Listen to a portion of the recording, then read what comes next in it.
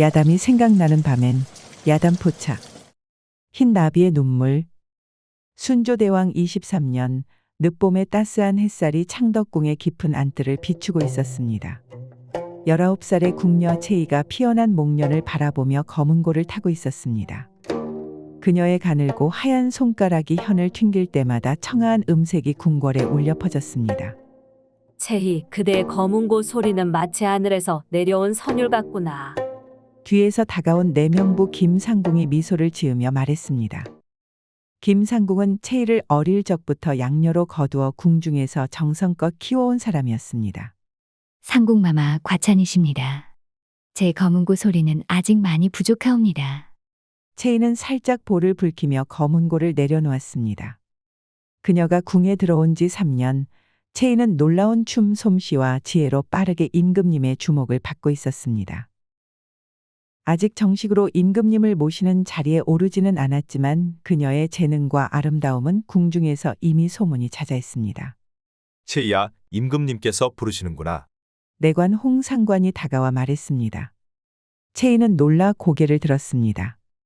채이의 맑은 목소리는 봄바람처럼 경쾌했지만 그녀의 심장은 빠르게 뛰고 있었습니다. 그녀는 몇몇 시녀들의 도움을 받아 의복을 정돈하고 머리를 단정히 했습니다. 그녀가 입은 연분 홍색 땅이는 그녀의 하얀 피부를 더욱 돋보이게 했고 비녀로 장식된 머리는 우아함 그 자체였습니다. 채이의 발걸음은 가볍게 왕의 침전으로 향했습니다. 그녀가 지나갈 때마다 다른 궁녀들은 부러움과 시기가 섞인 눈길로 그녀를 바라보았습니다. 전하, 채희가 왔사옵니다. 내관의 소개의 채이는 깊이 절을 올렸습니다. 오라, 채희. 그대의 검은고 소리가 짐의 귀에까지 들려왔소. 그대가 직접 연주하는 것을 듣고 싶구려. 임금님께서는 온화한 미소로 채이를 반겨주셨습니다. 채이는 공손히 절을 올리고 준비된 검은고 앞에 앉았습니다. 채이의 가녀린 손가락이 현을 타자 아름다운 선율이 대전 안에 울려 퍼졌습니다. 그녀는 검은고 연주에 맞추어 작은 목소리로 시를 읊기 시작했습니다. 꽃 피는 봄날에 꿈을 꾸고 구름 같은 세월의 이름을 새기네. 임의 그림자 속에 내 몸은 맡기어라. 채이의 목소리가 꽃잎처럼 흩날릴 때 임금님의 눈에는 깊은 감동이 어렸습니다. 그는 손짓하여 채이를 가까이 불렀습니다. 채희야, 그대의 연주와 시는 항상 짐의 마음을 위로해 주는구나. 다음 주 내정 축하연에서 그대가 특별히 춤을 추어 주었으면 하네. 전하의 말씀대로 하겠나이다. 정성을 다해 춤을 추겠사옵니다. 채이의 눈에서는 감사의 눈물이 맺혔습니다. 이것은 그녀에게 큰 영광이었으며 궁중에서의 그녀의 위치를 높이는 중요한 기회였습니다. 만약 그녀가 임금님의 마음에 들면 그녀는 후궁의 자리에까지 오를 수도 있을 것입니다. 그러나 궁중의 권력 다툼은 늘 잔인했습니다. 중전마마와 그 친족들은 이 젊고 아름다운 궁녀가 자신들의 권력을 위협할 수 있다고 여겼습니다.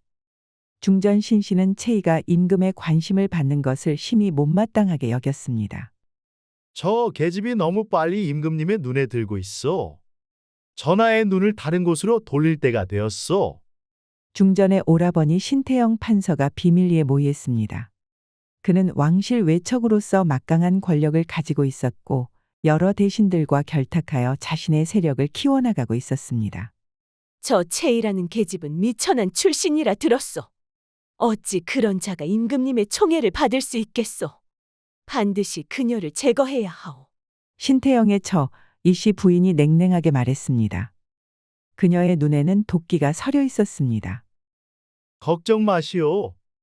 이미 계획을 세워두었소. 곧 그 계집은 임금님의 곁에서 사라질 것이오. 그들은 채이를 무너뜨릴 계획을 세우기 시작했으며 그들의 음모는 마치 독사처럼 서서히 채이에게 다가가고 있었습니다. 봄날의 따스함이 여름의 열기로 바뀌던 어느 날 내정 축하연이 있기 사흘 전이었습니다. 채이는 자신의 춤 공연을 위해 밤낮으로 연습에 매진하고 있었습니다. 그녀가 추게 될 1월무는 조선의 가장 아름다운 궁중춤으로 태양과 달의 조화를 표현하는 장중한 춤이었습니다. 채희, 너무 무리하지 마세요. 이미 충분히 훌륭하답니다. 시녀 연희가 걱정스러운 눈으로 땀에 젖은 채이를 바라보았습니다. 채이는 미소를 지으며 시녀의 걱정을 덜어주었습니다. 괜찮아, 연아. 나는 전하께 최고의 춤을 보여드리고 싶을 뿐이야. 그때 갑자기 궁중에 큰 소동이 일어났습니다. 임금님의 서원에서 그의 비밀 어찰이 사라진 것입니다. 그 서찰에는 조정의 중요한 국사가 담겨 있었고, 만약 외부로 유출된다면 왕권이 흔들릴 수도 있는 중대한 내용이었습니다. 누가 감히 짐의 서찰을 훔쳤느냐? 임금님의 분노가 궁중을 뒤덮었습니다. 모든 내관과 궁녀들이 신문을 받는 가운데 채이도 예외는 아니었습니다. 그녀는 임금님 앞에 무릎을 꿇고 있었습니다. 채희야, 그대는 어젯밤 어디에 있었느냐? 임금님의 목소리는 여전히 부드러웠지만 그 안에 담긴 의심의 눈초리가 채이의 가슴을 찔렀습니다. 전하, 저는 내정 축하연을 위한 춤 연습을 하고 있었사옵니다. 연 궁녀와 다른 시녀들이 함께 있었습니다. 그럼 자정 이후에는? 자정 이후에는 제 처소에서 휴식을 취했사옵니다. 전하. 임금님은 무언가 더 말하려 했으나 그때 대전에서 급한 전갈이 왔습니다. 전하, 큰일 났사옵니다. 채이 궁녀의 거처에서 서찰의 일부가 발견되었사옵니다. 임금님의 얼굴이 창백해졌습니다. 채이는 충격으로 온몸이 굳어버렸습니다. 이것은 절대 제가 한 일이 아닙니다. 누군가 저를 모함한 것입니다. 전하, 제발 믿어주십시오. 채이는 충격으로 얼굴이 하얗게 변한 채 애원했습니다. 그러나 증거는 명백했고 임금님의 눈에는 배신감과 분노가 가득했습니다. 채희, 내가 어찌 짐을 이렇게 배신할 수 있느냐? 짐이 그대를 그토록 아끼고 신뢰했는데. 임금님의 목소리에는 깊은 상처가 묻어났습니다. 그는 눈을 감고 고통스러운 표정을 지었습니다. 전하, 저는 결코 전하를 배신하지 않았습니다. 제 목숨을 걸고 맹세하옵니다. 누군가 저를 모함하려는 것입니다. 채이는 무릎을 꿇고 눈물을 흘리며 애원했습니다. 그녀의 간절한 목소리는 대전 전체에 울려 퍼졌습니다. 그러나 모든 증거는 채이를 향했고 중전의 일파는 그녀의 처벌을 강하게 요구했습니다. 전하, 이런 역적은 마땅히 사형에 처해야 합니다. 나라의 기밀을 훔치려 한 죄는 용서받을 수 없습니다. 중전의 눈에는 승리의 기쁨이 어렸습니다. 그녀는 채이를 눈의 가시처럼 여겨왔고 이제 마침내 그녀를 제거할 기회를 잡은 것입니다. 임금님은 채이를 바라보며 잠시 망설였습니다. 그의 눈에는 아직도 사랑과 미련이 남아 있었습니다. 짐은 채희와의 정을 생각해 목숨만은 살려주겠다. 그러나 그녀는 궁에서 쫓겨나 노비로 살 것이다. 그것이 짐의 최종 결정이다. 임금님의 선언에 채이는 절망 속에 고개를 떨구었습니다. 그녀의 눈에서 눈물이 땅으로 떨어졌습니다. 그 순간 그녀의 모든 꿈과 희망이 산산조각 났습니다. 전하, 제발. 저는 정말 억울합니다. 채이의 마지막 애원은 차가운 방의 메아리처럼 울렸지만 임금님은 이미 그 자리를 떠나고 없었습니다. 중전의 친족들은 승리의 미소를 지으며 채이를 조롱했습니다. 그날 밤 채이는 김상궁을 마지막으로 만났습니다. 상궁마마. 저는 정말 그런 일을 하지 않았어요. 제가 어찌 전하를 배신할 수 있겠습니까? 채이는 김상궁의 품에 안겨 흐느꼈습니다. 김상궁도 눈물을 흘리며 그녀의 등을 토닥였습니다. 네, 알고 있다, 아가. 내가 그런 일을 할 리 없지. 하지만 이 궁중의 권력 다툼에서 너는 희생양이 되고 말았구나. 어머니, 제가 이제 어찌해야 합니까? 살아남아라, 아가. 그것이 지금 내가 할 수 있는 유일한 일이다. 언젠가는 진실이 밝혀질 것이다. 김상궁은 몰래 가지고 있던 작은 비녀를 채이에게 건넸습니다. 이것은 내 친어머니가 남긴 유품이다. 내가 태어난 지 얼마 되지 않아 세상을 떠나셨지. 이 비녀를 간직하고 꼭 살아남아라. 채이는 떨리는 손으로 비녀를 받아들었습니다. 그것은 작은 나비 모양의 비녀로 섬세한 세공이 돋보였습니다. 고맙습니다, 어머니. 제가 꼭 살아남겠습니다. 그날 밤 채이는 궁중 의복을 빼앗기고 거친 베옷을 입은 채 경복궁 북쪽에 위치한 오대산 기슭의 외딴 관노청으로 보내졌습니다. 그곳에서 그녀는 평생 천한 노비로 살아야 했습니다. 떠나기 전 그녀는 마지막으로 한양의 밤하늘을 바라보았습니다. 전하, 언젠가 진실을 알게 되실 거예요. 그때까지 제 마음은 변하지 않을 것입니다. 채이의 속삭임은 차가운 밤바람에 실려 사라졌습니다. 오대산 관노청은 궁궐에서 멀리 떨어진 외딴 곳으로 왕실의 특별한 죄인들이 보내지는 가혹한 곳이었습니다. 거친 산길을 따라 이틀을 걸어 도착한 채이는 이미 지칠 대로 지쳐 있었습니다. 그녀의 발은 피로 얼룩져 있었고 손목은 쇠사슬에 묶여 상처가 생겼습니다. 관노청에 도착하자 그녀는 냉혹한 표정의 관리 앞에 끌려갔습니다. 이자가 새로운 노비인가? 최 관리는 채이를 위아래로 훑어보았습니다. 그의 눈에는 경멸과 함께 욕망이 섞여 있었습니다. 그렇습니다. 궁에서 온 죄인입니다. 호송병이 채이의 문서를 건넸습니다. 최 관리는 문서를 훑어보더니 냉소를 지었습니다. 응? 임금님의 눈에 들려고 했던 궁녀가 이제는 천한 너비로군. 세상 일이란 참 무상하구나.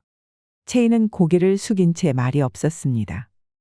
그녀의 눈에서는 이미 모든 생기가 사라져 있었습니다. 너는 이제 채이가 아니라 은심이다. 여기서 죽을 때까지 일할 것이다. 최 관리의 차가운 목소리가 채이의 귓가에 꽂혔습니다. 그녀는 고개를 숙인 채 대답했습니다. 네, 관리님. 채이, 이제는 은심이 된 그녀는 관노청에서 가장 낮은 일을 맡게 되었습니다. 매일 새벽 달기 울기도 전에 일어나 물을 길어 나르고 불을 떼고 빨래를 하고 마당을 쓸어야 했습니다. 그녀의 하얗고 부드러웠던 손은 이제 거칠고 갈라져 피가 맺혔습니다. 첫날부터 채이의 생활은 고통의 연속이었습니다. 그녀는 작은 헛간 귀퉁이에 자리를 배정받았고 그곳에는 거친 집더미가 침상 대신이었습니다. 한밤중에는 추위와 외로움에 떨어야 했고 낮에는 끝없는 노동에 시달려야 했습니다. 이년아, 그 물떡은 왜 아직도 채우지 않았느냐?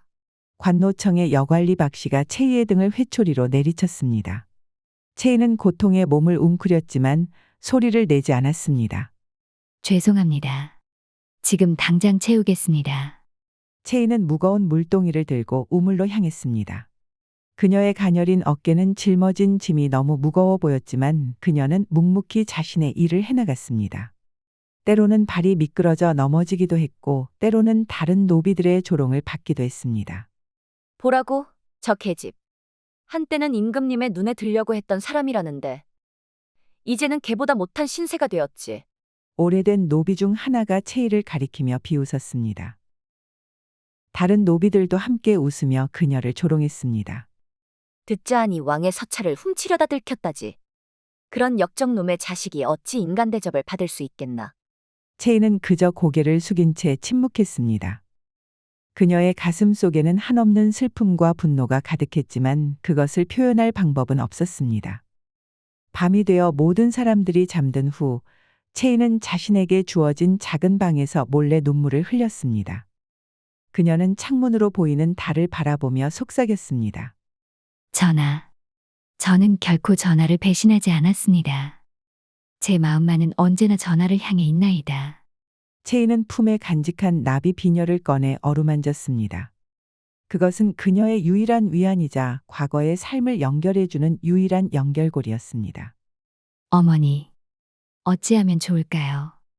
이 고통 속에서 어떻게 살아남을 수 있을까요? 하지만 그녀의 목소리는 차가운 밤 공기 속에 사라질 뿐 아무도 듣는 이가 없었습니다. 날이 갈수록 채이의 몸은 더욱 쇠약해졌습니다. 부족한 음식과 과도한 노동 그리고 끊임없는 학대로 그녀의 얼굴은 헬쑥해졌고 눈에는 깊은 슬픔만이 가득했습니다. 그러나 그녀는 여전히 자신의 일을 묵묵히 해나갔고 때로는 김상궁이 가르쳐준 시조를 작은 목소리로 읊으며 자신을 위로했습니다. 관노청에서의 생활은 날이 갈수록 더욱 가혹해졌습니다. 특히 최 관리의 딸 봉하는 채이를 특별히 미워했습니다. 봉하는 채이보다 3살 어렸지만 그녀에게 온갖 모욕과 괴롭힘을 가했습니다.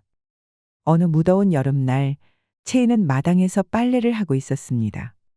땀이 그녀의 이마에서 뚝뚝 떨어졌지만 그녀는 쉬지 않고 일을 계속했습니다. 그때 봉아가 화려한 비단 옷을 입고 나타났습니다. 은심아, 어서 이리 와라.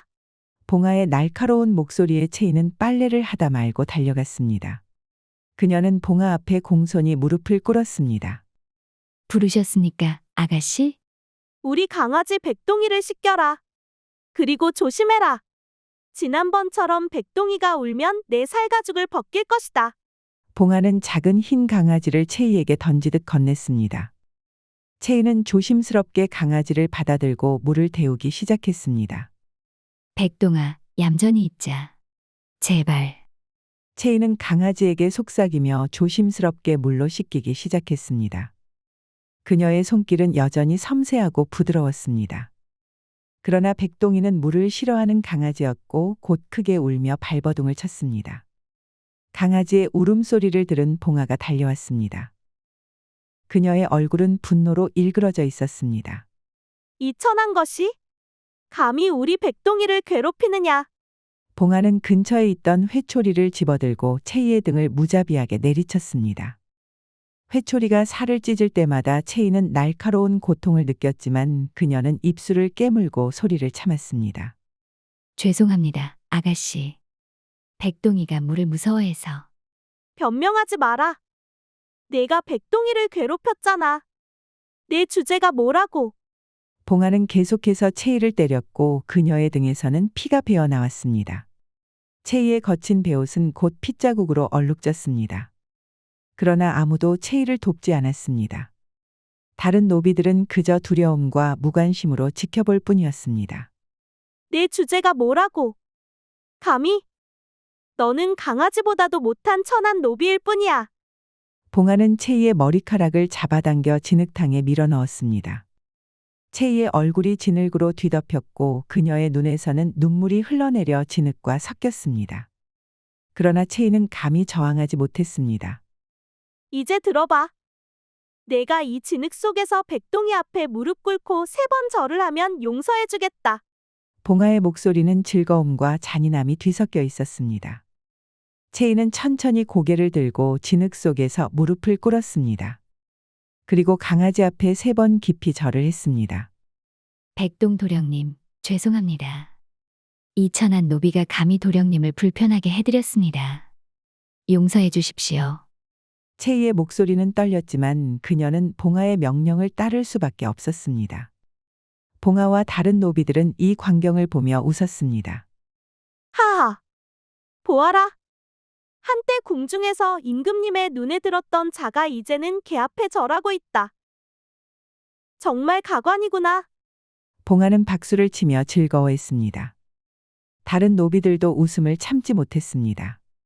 채이의 눈에서는 눈물이 흘러내렸지만 그녀는 진흙 묻은 얼굴로 그 눈물을 감추었습니다. 이제 백동이 오줌이 마려울 테니 백동이 소변바지가 되거라. 내 손으로 받아라. 채이는 떨리는 손을 컵 모양으로 모았습니다. 그 모습이 너무 비참해 보여 몇몇 노비들은 더 이상 웃지 못하고 고개를 돌렸습니다. 백동이가 정말로 채이의 손에 소변을 보자 봉아는 더욱 기뻐했습니다. 잘했다. 이제 그 소변으로 내 얼굴을 씻어라. 아가씨, 제발. 처음으로 채이는 애원했습니다. 그녀의 눈에는 공포와 모욕감이 가득했습니다. 뭐라고? 감히 내 명령에 불복종하겠다는 거냐? 봉아의 눈이 위험하게 빛났습니다. 채이는 절망 속에서 천천히 손을 얼굴로 가져갔습니다. 그 순간 한 노비가 달려와 외쳤습니다. 아가씨, 관리님께서 찾으십니다. 지금 급하게 부르십니다. 봉아는 짜증스럽게 눈을 굴렸지만 아버지의 부름을 무시할 수는 없었습니다. 흥! 운이 좋구나, 천한 것. 다음에는 이렇게 쉽게 끝나지 않을 거다. 봉아는 채이를 발로 한 번 더 차고 떠났습니다. 채이는 그 자리에 쓰러져 한동안 움직이지 못했습니다. 몸은 아프고 마음은 더욱 아팠습니다. 그녀는 천천히 일어나 우물가로 가서 자신의 얼굴과 손을 씻었습니다. 물에 비친 자신의 모습을 보았을 때 채희는 자신을 알아보지 못했습니다. 한때 꽃처럼 아름답던 그녀의 얼굴은 이제 수척하고 상처투성이었습니다. 예전에는 반짝이던 그녀의 눈은 이제 공허하고 슬픔으로 가득 차 있었습니다. 이것이 나인가? 채희는 속삭였습니다. 그녀의 목소리에는 깊은 절망감이 묻어났습니다. 그녀는 한동안 자신의 모습을 바라보다가 천천히 물을 떠서 마셨습니다. 그날 밤 그녀는 자신의 방에서 흐느끼며 생각했습니다.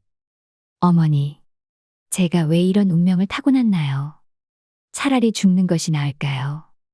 채희는 김상궁이 준 나비 비녀를 꺼내 어루만졌습니다.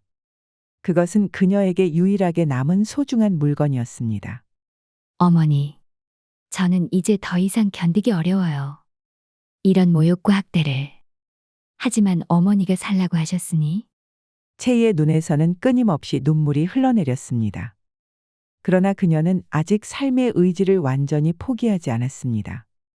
그녀의 가슴 깊이에는 자신이 누명을 벗을 수 있다는 작은 희망이 남아 있었습니다. 오대산 관노청에 새로운 관리가 파견되었다는 소식이 퍼졌습니다.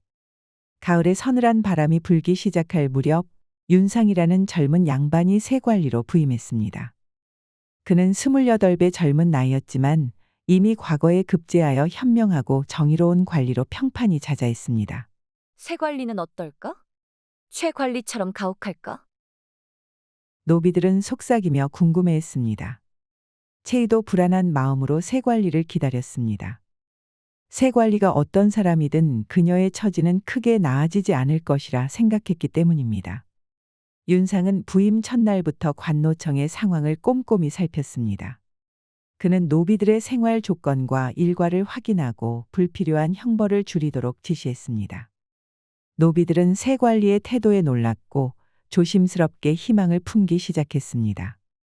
어느 날 윤상은 정원에서 혼자 울고 있는 채희를 발견했습니다. 그녀는 봉화에게 또다시 심한 매를 맞은 후였고 그녀의 등은 피로 얼룩져 있었습니다. 무슨 일이요? 왜 울고 있어? 윤상의 부드러운 목소리에 채희는 놀라 급히 눈물을 훔쳤습니다. 그녀는 황급히 일어나 절을 올렸습니다. 아니옵니다, 관리님. 그저 윤상은 채희의 슬픈 눈빛에 이끌려 그녀 곁에 다가왔습니다. 그는 채희의 상처를 보고 깊은 동정심을 느꼈습니다. 누가 당신을 이렇게 만들었어? 그것은 제 잘못입니다, 관리님. 일을 제대로 하지 못해서. 채희는 고개를 숙인 채 대답했습니다. 그녀는 진실을 말할 수 없었습니다. 만약 봉하나 최 관리에게 고자질했다는 소문이 퍼지면 더 큰 벌을 받을 것이기 때문입니다. 당신의 이름이 뭐요? 은심이라 합니다, 관리님.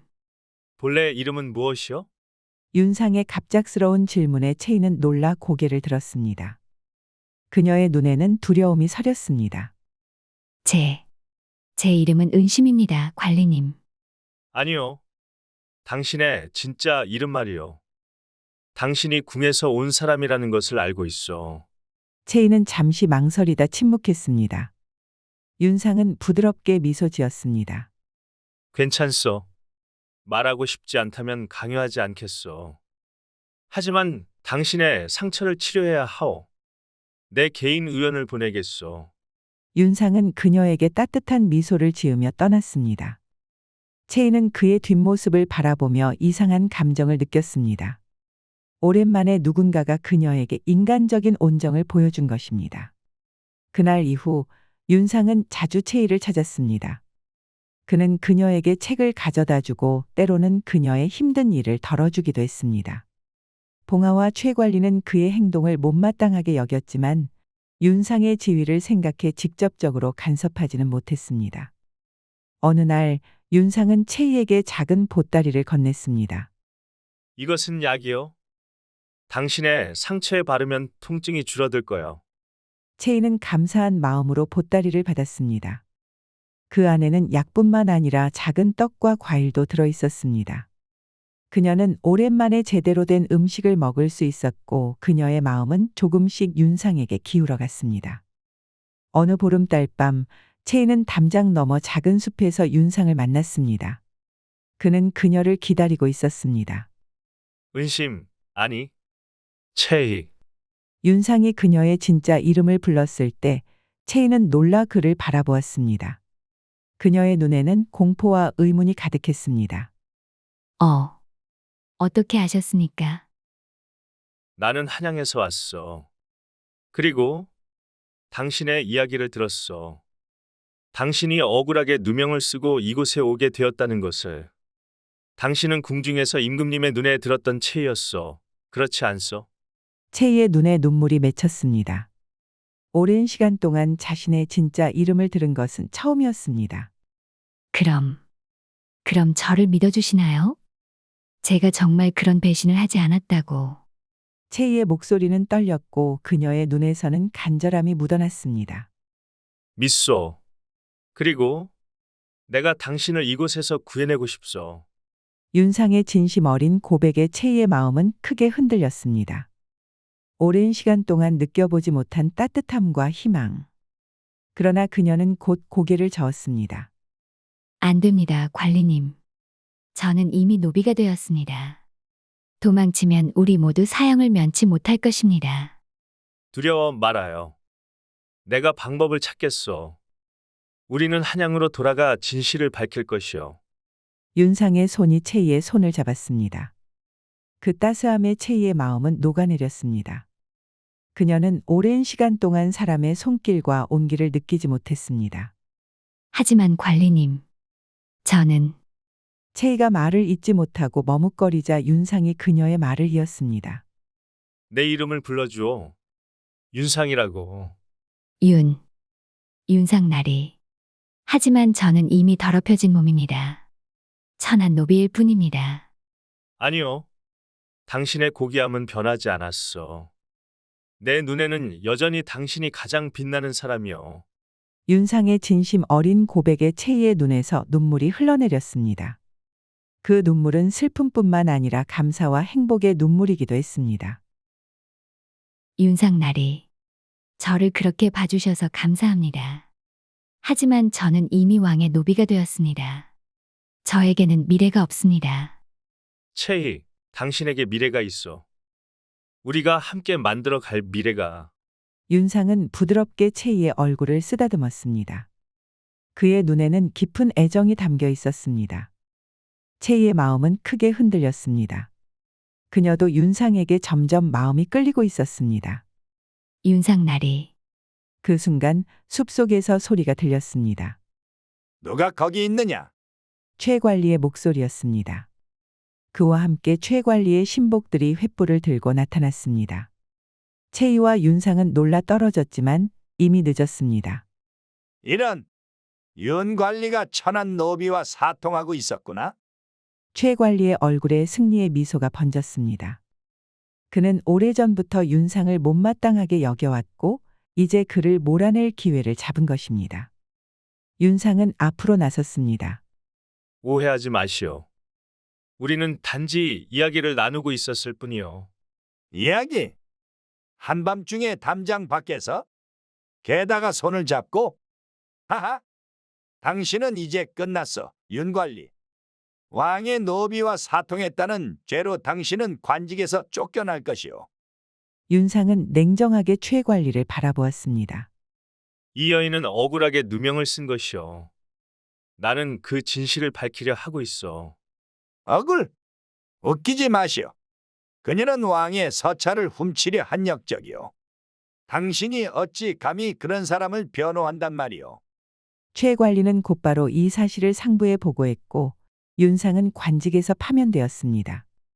그는 채희에게 마지막 편지를 남기고 떠나야 했습니다. 채희에게. 내 마음은 변함이 없어. 반드시 돌아와 당신을 구하리다. 그때까지 살아남기를. 이 편지 아래 당신의 방바닥 밑에 작은 단검을 숨겨두었어. 위험할 때 사용하시오. 영원히 당신 곁에. 윤상. 채희는 이 편지를 받고 눈물을 흘렸습니다. 그녀는 방바닥을 살피다 정말로 작은 단검을 발견했습니다. 그것은 자신을 지킬 수 있는 유일한 도구였습니다. 윤상이 떠난 후 채희를 기다리고 있는 것은 더 가혹한 형벌이었습니다. 천한 노비 주제의 양반과 눈을 맞추다니. 이번에는 내 죄를 더욱 크게 벌하겠다. 최 관리는 채희를 마을 광장에 끌고 나가 모든 사람들 앞에서 그녀의 등에 창녀라는 글자를 뜨거운 인두로 새겼습니다. 채희의 비명소리는 하늘을 찔렀지만 그녀를 돕는 이는 아무도 없었습니다. 이제 내 등에 그 표식을 영원히 지니고 살아갈 것이다. 모든 사람이 내가 어떤 천한 여자인지 알게 될 것이다. 채희는 고통으로 실신했고 그녀는 마구간에 던져졌습니다. 그녀가 깨어났을 때 그녀의 등은 견딜 수 없는 고통으로 불타고 있었습니다. 몸에 새겨진 낙인보다 더 깊이 채희의 마음에는 상처가 새겨졌습니다. 그날 밤 그녀는 윤상의 편지를 가슴에 품고 흐느꼈습니다. 윤상나리, 제 마음도 당신과 함께 있습니다. 하지만 이제 저는 영원히 더럽혀진 몸이 되었습니다. 채희는 단검을 손에 쥐고 자신의 흉터를 만지며 결심했습니다. 이 고통 속에서 살아남아 진실을 밝히겠다는 결심이었습니다. 겨울이 오대산을 뒤덮었습니다. 차가운 눈이 내리는 밤, 채희는 마구간에서 몸을 웅크리고 있었습니다. 그녀는 이제 관노청에서 가장 천한 일을 맡게 되었고 마구간에서 말들과 함께 지내야 했습니다. 그녀의 건강은 날이 갈수록 악화되었고 심한 기침과 열로 고통받고 있었습니다. 이제 얼마 남지 않았구나. 채희는 자신의 약해진 몸을 느끼며 속삭였습니다. 윤상이 떠난 지 몇 달이 지났지만 그에게서 소식은 없었습니다. 채희는 점점 희망을 잃어가고 있었습니다. 어느 날 밤 그녀는 갑자기 마구간 문이 열리는 소리를 들었습니다. 작은 불빛이 그녀에게 다가왔습니다. 누구십니까? 채희는 두려움에 떨면서 물었습니다. 그녀는 윤상이 준 단검을 손에 쥐었습니다. 채희, 나요. 그 목소리는 윤상의 것이었습니다. 채희는 놀라 일어났습니다. 윤상이 그녀 앞에 서 있었습니다. 그는 변장을 하고 있었고 그의 얼굴은 지쳐 보였지만 그의 눈에는 여전히 굳은 결의가 담겨 있었습니다. 윤상나리, 어떻게? 시간이 없어. 우리는 지금 떠나야 해요. 내가 당신을 데리러 왔어. 윤상은 채희에게 손을 내밀었습니다. 채희는 망설였습니다. 하지만 저는 몸이 약해졌습니다. 그리고 도망치면 우리는 사형을. 진실이 밝혀졌어, 채희. 내가 한양에 가서 조사했어. 중전에 오라버니가 당신을 모함한 것이었어. 그리고 그는 최근 병으로 죽기 전 자신의 죄를 고백했어. 채희의 눈에 희망의 빛이 돌아왔습니다. 정말입니까? 그렇소. 하지만 아직 공식적으로 발표되지 않았어. 중전의 가문이 이 사실을 숨기려 하고 있어요. 우리는 먼저 안전한 곳으로 가서 기다려야 해요. 윤상은 채희를 조심스럽게 안아 일으켰습니다. 그녀는 너무 약해져 있어서 혼자 걷기 힘들었습니다. 나리, 저는 이제 더럽혀진 몸입니다. 제 등에는. 상관없어, 채희. 당신은 여전히 내게 가장 소중한 사람이요. 우리는 함께 새로운 삶을 시작할 것이요. 윤상의 따뜻한 말에 채희의 눈에서 눈물이 흘러내렸습니다. 그녀는 윤상의 손을 잡고 천천히 마구간을 나섰습니다. 그러나 그들이 관노청의 담장에 거의 다다랐을 때 갑자기 횃불이 그들을 비추었습니다. 거기 서라. 도망치는 노비다. 최 관리와 그의 부하들이 그들을 발견한 것입니다. 윤상은 채희를 보호하듯 품에 안았습니다. 걱정 마시오. 내가 당신을 지키겠소. 윤상은 품에서 검을 꺼내 최 관리와 그의 부하들을 향해 섰습니다. 그러나 그들은 수적으로 너무 불리했습니다. 이런 도망치려 했구나. 이번에는 너희 둘 다 죽을 것이다. 최 관리는 분노에 차서 소리쳤습니다. 그는 자신의 부하들에게 명령했습니다. 저 남자를 죽이고 여자는 생포하라. 그녀는 더 큰 벌을 받아야 한다. 부하들이 달려들었고 윤상은 용감하게 싸웠습니다. 그는 여러 명의 부하들을 물리쳤지만 결국 뒤에서 다가온 한 명에게 등을 찔렸습니다. 윤상나리. 채이는 비명을 지르며 쓰러진 윤상에게 달려갔습니다. 그녀는 그를 껴안고 울었습니다. 괜찮소. 채희. 도망치시오. 윤상은 마지막 힘을 다해 채이에게 속삭였습니다. 그의 눈에는 깊은 사랑이 담겨 있었습니다. 아니, 나리. 당신 없이는 갈 수 없어요. 채이는 윤상의 피 묻은 얼굴을 쓰다듬었습니다. 그녀의 눈에서는 끊임없이 눈물이 흘러내렸습니다. 사랑합니다. 채희. 윤상의 마지막 말을 들으며 채이는 그를 꼭 안았습니다. 그녀는 윤상이 준 단검을 꺼내 들었습니다. 최 관리와 그의 부하들이 다가오고 있었습니다. 이제 잡았다. 이역정년. 최 관리가 비웃으며 다가왔습니다.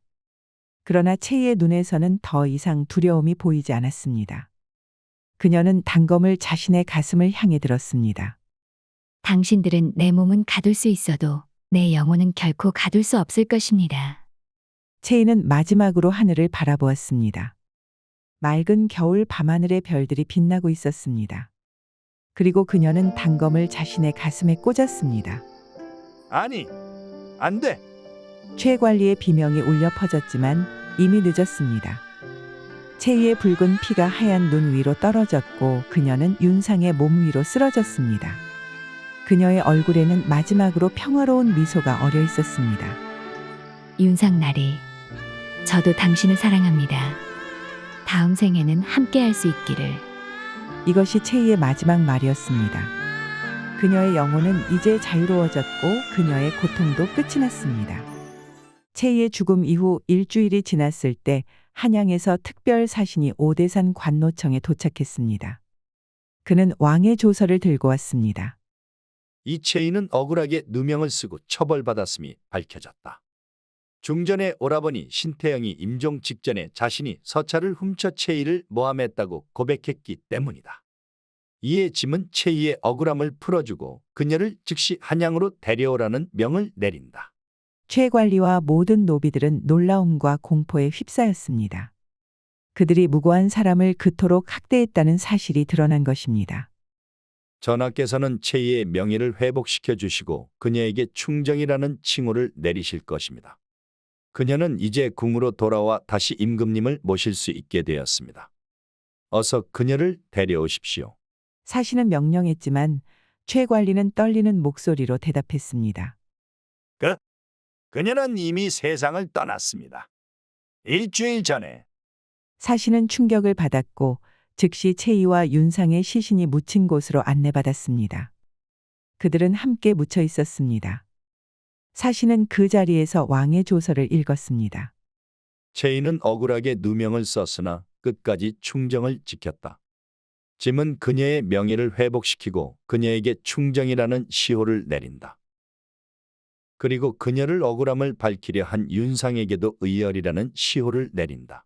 그 후 최 관리와 그의 가족은 큰 벌을 받았고 관노청은 개혁되었습니다. 채이와 윤상을 위한 작은 사당이 세워졌고 이들의 이야기는 오대산 지역의 전설로 남게 되었습니다. 그해 봄 채이의 무덤 위로 하얀 나비 한 마리가 날아들었습니다. 그 나비는 마치 채이의 영혼처럼 무덤 주위를 맴돌다 한양을 향해 날아갔습니다. 사람들은 이후로도 봄이 올 때마다 궁궐들의 하얀 나비 한 마리가 나타나 임금님의 침전 주변을 맴돈다고 이야기합니다.